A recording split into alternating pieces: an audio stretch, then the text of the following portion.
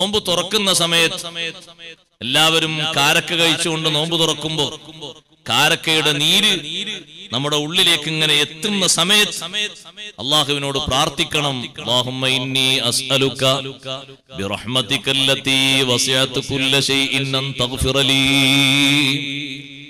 ഇബ്നു ഉമർ റളിയല്ലാഹു അൻഹു പ്രാർത്ഥിക്കുന്ന ഒരു പ്രാർത്ഥനയാണത്. അല്ലാഹുമ്മ, അല്ലാഹുവേ, ഇന്നി അസ്അലുക, നിന്നോട് ഞാൻ ചോദിക്കുന്നു, ബിറഹ്മതികല്ലതി വസിഅത് കുല്ല ശൈഇൻ, എല്ലാ ചരാചരങ്ങൾക്കും വിശാലമായ നിന്റെ റഹ്മത്ത് കൊണ്ട്.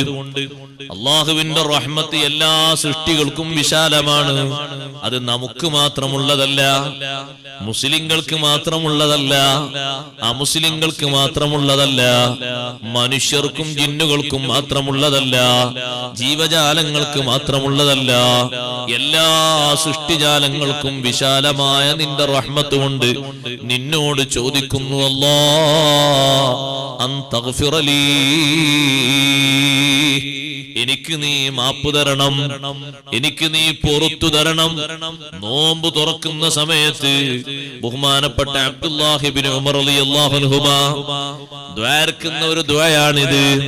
ഞാൻ എന്റെ സഹോദരങ്ങളോട് സാന്ദർഭികമായി പറഞ്ഞത്, ദുആഇന്റെ നല്ല സന്ദർഭങ്ങൾ നമ്മളൊക്കെ മുതലെടുക്കണം. വിശുദ്ധ റമളാൻ ഒരു കൂട്ടം ദുആഇന്റെ സന്ദർഭങ്ങളുമായി നമ്മുടെ മുന്നിലേക്ക് വരുന്നു. എല്ലാ സന്ദർഭങ്ങളും മുതലാക്കണം.